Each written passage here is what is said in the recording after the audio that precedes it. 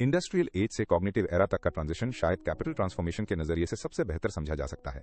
1776 में Adam Smith ने observe किया था कि वेल्थ ऑफ नेशंस लेबर की स्पेशलाइजेशन और फिजिकल टूल्स जैसे लूम फॉर्ज और स्टीम इंजन के एक्यूमुलेशन में निहित थी। ये प्रोडक्शन के साधन थे, यानी ऐसी टेंजिबल एसेट्स जो इंसान के हाथ के फिजिकल आउटपुट को कई गुना बढ़ा देती थी। 2030 के दशक में हम इस ट्रेजेक्ट्री के उस शिखर पर पहुंच गए हैं जहां टूल ने प्रभावी रूप से हाथ की जगह ले ली है।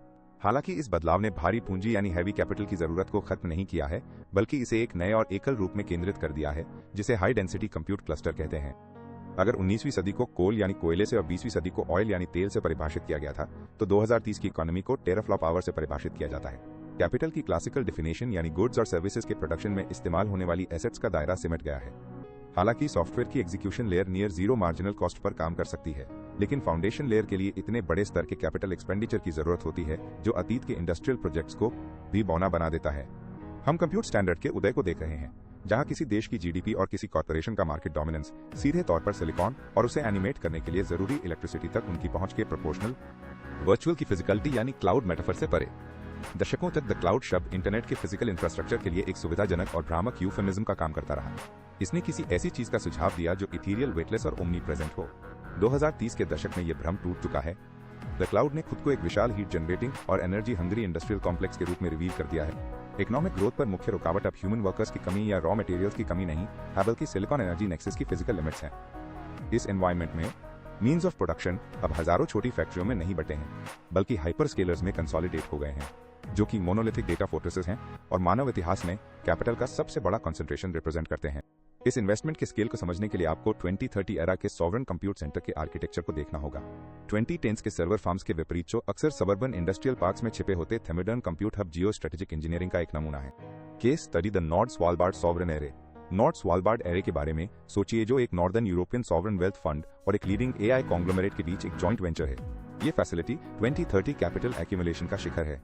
आर्कटिक सर्कल के परमाफ्रॉस्ट में स्थित या लोकेशन मार्केट्स के करीब होने की वजह से नहीं, बल्कि अपनी एम्बिएंट थर्मल सिंक कैपेसिटी के लिए चुनी गई थी। 2020s में कूलिंग एक डेटा सेंटर की एनर्जी कंजम्पशन का लगभग 40% हिस्सा होती थी। 2030 तक next generation optical interconnect GPU clusters की हीट डेंसिटी के क्रिटिकल लेवल्स तक पहुंचने के साथ पैसिव कूलिंग अब कोई लग्जरी नहीं है, ये इकोनॉमिक वायबिलिटी के लिए एक रिक्वायरमेंट है। North Svalbard facility trillion parameter module training के भारी थर्मल बाई प्रोडक्ट को खत्म करने के लिए सब जीरो आर्कटिक एयर और ग्लेशियल वाटर लूप्स का इस्तेमाल करती है और इफेक्टिवली उस 40% एनर्जी टैक्स को प्योर कंप्यूटेशनल थ्रूपुट के रूप में वापस पा लेती है। इस एरे को पावर देने के लिए एक डेडिकेटेड स्मॉल मॉड्यूलर रिएक्टर या एसएमआर है, जो कि एक 4th जनरेशन का न्यूक्लियर माइक्रो प्लांट है, जिसे सीधे फैसिलिटी के फुटप्रिंट में इंटीग्रेट किया गया है। ये न्यू इंफ्रास्ट्रक्चर है। कंप्यूट सेंटर को सिविलियन एनर्जी ग्रिड से अलग करके इसके मालिक एनर्जी प्राइसेस की वॉलेटिलिटी और ब्राउनआउट्स के रिस्क को खत्म कर देते हैं। एसएमआर हाई डेंसिटी एनर्जी का एक कांस्टेंट बेसलोड फ्लो प्रोवाइड करता है, जो यूरेनियम को सीधे इंटेलिजेंस में बदल देता है। इस सिनारियो में मीन्स ऑफ प्रोडक्शन एक क्लोज्ड लूप सिस्टम है, जिसमें एसएमआर एनर्जी सोर्स का काम कर रहा है, Arctic environment thermal regulation provide कर रहा है, जीपीयू और एनपीयू फैब्रिक प्रोसेसर की तरह काम कर रहे हैं और प्रोप्राइटरी मॉडल आउटपुट जनरेट कर रहा है। ये 19वीं सदी की वर्टिकल मोनोपोली का 2030 वाला वर्जन है। जहां एंड्रयू कार्नेगी कभी आयरन माइंस, कोल फील्ड्स और स्टील मिल्स के मालिक थे, वहीं 2030 का कंप्यूट बैरन रिएक्टर कूलिंग राइट्स और सिलिकॉन फैब्रिक का मालिक है। द ग्रेट कैपेक्स बैरियर यानी एफिशिएंसी ही नई स्कर्सिटी क्यों है? सेक्शन 2.1 में विस्तार से बताया गया है कि कैसे एआई टास्क को एग्जीक्यूट करने की मार्जिनल कॉस्ट जीरो की तरफ बढ़ती है। अगर किसी मॉडल को चलाने में लगभग कुछ भी खर्च नहीं आता है, तो कोई ये मान सकता है कि कंपटीशन बहुत ज्यादा और डिसेंट्रलाइज्ड होगा। हालांकि इसका उल्टा सच है। ट्रेनिंग कॉस्ट और इंफ्रास्ट्रक्चर ओवरहेड एंट्री के लिए एक ऐसा बैरियर बना देते हैं जिसे पार करना सबसे बड़ी एंटिटीज के अलावा बाकी सबके लिए लगभग नामुमकिन है। ये 2030 की इकोनॉमी में एक पैराडॉक्स पैदा करता है, जिसमें सॉफ्टवेयर प्रचुर मात्रा में है, लेकिन हार्डवेयर की कमी है। एक फ्रंटियर मॉडल बनाने के लिए जो कैपिटल चाहिए, यानी उस तरह की फाउंडेशनल इंटेलिजेंस जो ग्लोबल लॉजिस्टिक्स, मेडिकल डायग्नोस्टिक्स या साइंटिफिक डिस्कवरी को पावर देती है, उसे अब हर ट्रेनिंग रन के लिए दसियों अरब डॉलर्स में मापा जाता है। इसमें सिर्फ चिप्स की कॉस्ट ही नहीं, बल्कि लेटेंसी बॉटलनेक्स को रोकने के लिए जरूरी स्पेशलाइज्ड नेटवर्किंग हार्डवेयर भी शामिल है। जब आप 1 लाख प्रोसेसर्स को एक सिंगल कोहेसिव ब्रेन की तरह काम करने के लिए सिंक्रोनाइज कर रहे होते हैं, तो लाइट की स्पीड मुनाफे पर लिटरली एक रुकावट बन जाती है। नतीजतन हम वेंचर कैपिटल से जो आइडियाज को फंड करता था, इंफ्रास्ट्रक्चर कैपिटल की तरफ एक शिफ्ट देख रहे हैं जो हार्डवेयर को फंड करता है। 2030s के सबसे सफल स्टार्टअप्स अक्सर वे होते हैं जिन्होंने अपनी प्राइमरी सीड फंडिंग के तौर पर कंप्यूट क्रेडिट्स या सिलिकॉन एलोकेशंस हासिल किए होते हैं। मीन्स ऑफ प्रोडक्शन के बिना सबसे शानदार एल्गोरिदम सिर्फ एक ब्लूप्रिंट होता है, जिसे बनाने के लिए कोई फैक्ट्री नहीं होती। सॉवरेन कंप्यूट एक नया स्ट्रैटेजिक रिजर्व। 20th सेंचुरी में राष्ट्र ग्लोबल झटकों के दौरान अपना अस्तित्व बनाए रखने के लिए स्ट्रैटेजिक पेट्रोलियम रिजर्व्स का इस्तेमाल करते थे। 2030 में इसका इक्विवेलेंट सॉवरेन कंप्यूट कैपेसिटी है। जो राष्ट्र अपने AI प्रोसेसिंग के लिए किसी विदेशी शक्ति पर निर्भर है, वो उतना ही कमजोर है जितना कि बिना घरेलू खाद्य आपूर्ति वाला देश। यदि किसी राष्ट्र का health care system, power grid और डिफेंस प्रोटोकॉल सब लार्ज एक्शन मॉडल्स द्वारा ऑप्टिमाइज्ड हैं, तो जिन सर्वर्स में ये मॉडल्स रहते हैं वे नेशनल इंफ्रास्ट्रक्चर के सबसे क्रिटिकल हिस्से। इसकी वजह से GPU का नेशनलाइजेशन हुआ है। सरकारें अब अपने डेटा को द क्लाउड में रखने के लिए तैयार नहीं है, जिसका आमतौर पर मतलब वर्जीनिया या आयरलैंड में कोई प्राइवेट डेटा सेंटर होता था। इसके बजाय वे घरेलू GPU फार्म्स में निवेश कर रही हैं और उन्हें पब्लिक यूटिलिटीज की तरह ट्रीट कर रही हैं। ये सॉवरेन एज 21st सेंचुरी के इंटरस्टेट हाईवे सिस्टम या इलेक्ट्रिकल ग्रिड के इक्विवेलेंट हैं, जो कि एक ऐसी फाउंडेशनल लेयर है जिस पर बाकी सारी इकोनॉमिक एक्टिविटी टिकी है। इसके मैक्रो इकोनॉमिक इंप्लीकेशंस बहुत गहरे हैं। हम कंप्यूट रिच और कंप्यूट पुअर नेशंस के बीच एक अंतर देख रहे हैं।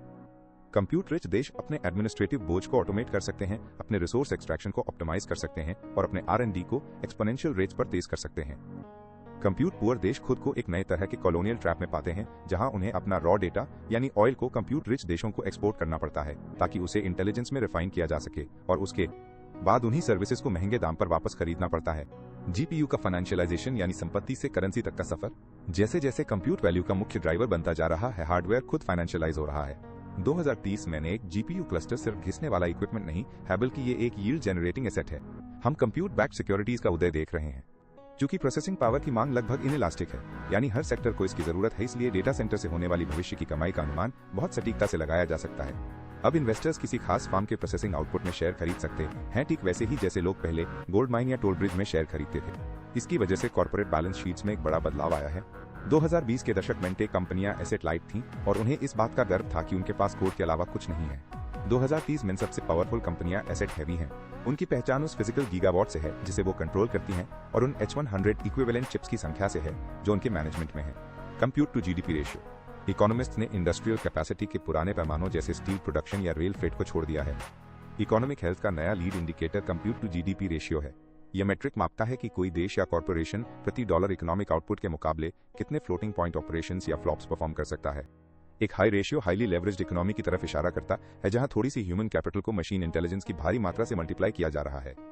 ये सेक्शन 2.1 में डिस्कस किए गए जीरो मार्जिनल कॉस्ट मैकेनिक्स का साकार रूप है। जब इंफ्रास्ट्रक्चर का खर्च निकल जाता है तो ऑपरेटिंग एक्सपेंडिचर इतना कम होता है कि इकोनॉमी लेबर शॉर्टेज या वेज इन्फ्लेशन के पुराने झंझटों के बिना स्केल कर सकती है। ऊर्जा और इंटेलिजेंस का मिलन। प्रोडक्शन के साधनों में सबसे बड़ा बदलाव ऊर्जा सेक्टर और टेक्नोलॉजी सेक्टर का पूरी तरह से एक हो जाना है। 2030 में सबसे बड़ी AI कंपनियां फ्यूजन रिसर्च, जियोथर्मल एनर्जी और एडवांस्ड बैटरी केमिस्ट्री में सबसे बड़ी इन्वेस्टर भी हैं। ये कॉर्पोरेट सोशल रिस्पॉन्सिबिलिटी का मामला नहीं है, ये सर्वाइवल का मामला है। कंप्यूट एनर्जी बॉटलनेक ही वो इकलौती चीज है जो 3% ग्रोथ रेट और 30% ग्रोथ रेट के बीच में खड़ी है। हम एनर्जी कंप्यूट आर्बिट्रेज का उदय देख रहे हैं। इंटेलिजेंट सिस्टम्स का इस्तेमाल अब उन्हीं ग्रिड्स को मैनेज करने के लिए किया जा रहा है जो उन्हें पावर देते हैं, जिससे एफिशिएंसी का एक रिकर्सिव लूप बन रहा है। AI एजेंट्स मिलीसेकंड की एक्यूरेसी के साथ एनर्जी डिमांड का अनुमान लगाते हैं और कंप्यूट वर्कलोड्स को पूरी दुनिया में शिफ्ट करते हैं ताकि वे सूरज, हवा या ऐसी जगह का पीछा कर सकें जहां एम्बिएंट टेम्परेचर सबसे कम हो। इस मायने में प्रोडक्शन के साधन अब किसी एक जगह पर स्थित स्टैटिक फैक्ट्री नहीं है। ये सिलिकॉन और इलेक्ट्रिसिटी का एक ग्लोबल और फ्लूइड नेटवर्क है। 2030 का कैपिटलिस्ट वो है जो इस फ्लो को ऑर्केस्ट्रेट कर सके और ये सुनिश्चित करे कि इलेक्ट्रिसिटी के हर वॉट को ज्यादा से ज्यादा इन्फ्लुएंस या ट्रेनिंग में बदला जा सके। क्या सिलिकॉन साइकिल का अंत हो गया है? ऐतिहासिक रूप से सेमीकंडक्टर इंडस्ट्री बूम और बस साइकिल से पहचानी जाती थी। ज्यादा इन्वेस्टमेंट की वजह से चिप्स की भरमार हो जाती थी, जिसके बाद कीमतों में गिरावट आ जाती थी। 2030 की इकोनॉमी में कई लोग तर्क देते हैं कि हम कंप्यूट कैपिटल के लिए एक परमानेंट बूम में आ गए हैं, क्योंकि AI कोई एक सिंगल प्रोडक्ट नहीं है बल्कि एक जनरल पर्पस टेक्नोलॉजी है जैसे इलेक्ट्रिसिटी या इंटरनल कंबशन इंजन। तो इसकी डिमांड असल में इन्फिनिट है। हर बार जब कंप्यूट सस्ता या ज्यादा पावरफुल होता है तो हम उसका इस्तेमाल कम नहीं करते, बल्कि हम उसे हल करने के लिए नई और ज्यादा कॉम्प्लेक्स समस्याएं ढूंढते हैं। ये इंटेलिजेंस पर लागू होने वाला जेवंस पैराडॉक्स है। जैसे जैसे कंप्यूट की एफिशिएंसी बढ़ती है, कंप्यूट की कुल खपत भी बढ़ती जाती है। इस परमानेंट डिमांड ने GPU फार्म्स को कैपिटल का सबसे हार्ड रूप बना दिया है। एक फैक्ट्री के उलट जो एक खास तरह की कार बनाती है, ये एक GPU फार्म को इन्फिनिटली रीप्रोग्राम किया जा सकता है। एक दिन ये किसी नए फार्मास्यूटिकल कंपाउंड को सिमुलेट कर रहा होता है तो अगले ही दिन ये किसी वर्चुअल वर्ल्ड को रेंडर कर रहा होता है या किसी शहर के ट्रैफिक फ्लो को ऑप्टिमाइज कर रहा होता है। ये यूनिवर्सल यूटिलिटी कंप्यूट इंफ्रास्ट्रक्चर को ग्लोबल पोर्टफोलियो में सबसे सेफ और सबसे लुक्रेटिव इन्वेस्टमेंट बनाती है। डिजिटल फ्यूचर की फिजिकल फाउंडेशन। जैसा कि हमने देखा है, 2030 में राष्ट्रों की वेल्थ सिलिकॉन, यूरेनियम और आर्कटिक एयर की नींव पर टिकी है। लेबर को एक खर्चे के तौर पर देखने से लेकर लेबर को कैपिटल कंट्रीब्यूशन के तौर पर देखने का जो ट्रांजिशन है, जैसा कि चैप्टर 3 में डिस्कस किया गया है, वो केवल इस मैसिव फिजिकल इंफ्रास्ट्रक्चर की वजह से ही पॉसिबल है। माइक्रो इक्विटी और डेटा डिविडेंड्स जो नागरिकों की जरूरतों को पूरा करते हैं, वे नए सोशल कॉन्ट्रैक्ट का सॉफ्टवेयर है, लेकिन हार्डवेयर तो GPU फार्म ही है। प्रोडक्शन के इन नए साधनों में भारी कैपिटल एक्सपेंडिचर इन्वेस्टमेंट के बिना एग्जीक्यूशन लेयर एक फैंटेसी ही बनी रहेगी। हालांकि मीन्स ऑफ प्रोडक्शन का मालिक होना इक्वेशन का सिर्फ आधा हिस्सा है। सिलिकॉन को सोचने लायक बनाने के लिए इसे इलेक्ट्रिसिटी से ज्यादा कीमती और यूरेनियम से ज्यादा कॉम्प्लेक्स फ्यूल की जरूरत होती है।